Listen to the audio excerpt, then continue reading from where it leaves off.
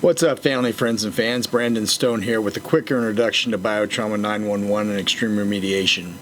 I'm a U.S. Marine Corps veteran who started our biohazard remediation company in 2005. As a police officer at the time, I was often asked for recommendations for companies that could clean a scene following a criminal act or accident involving blood or bodily fluids. At the time, in our home state of Indiana, there weren't too many options, so I started Biotrauma 911. A few years later, in 2008, we made the decision to start a 5-day crime scene cleanup training course that offers both classroom and hands-on training.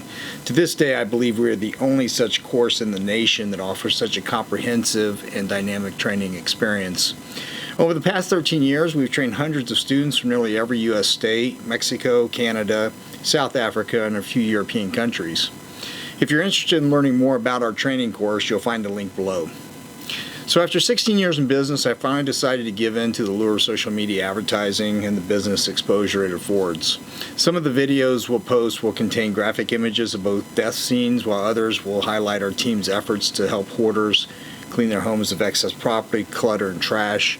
Due to privacy issues, we're very careful not to display any identifying information about our location or address, and make a point not to discuss any personal information on camera. One of the main reasons I've decided to post videos of our remediation process is to simply educate the public.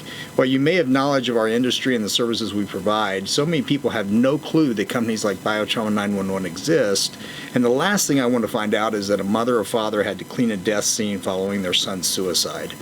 Family members and friends of a deceased person should never have to be involved in the cleanup process when a violent or bloody death occurs. As a matter of fact, insurance covers the cost of the biohazard remediation services we provide, so the cost of our services shouldn't be a concern for the family. Unfortunately, though, this isn't the case with our extreme cleaning services, which is typically paid for by the homeowner, the hoarder, or a family member.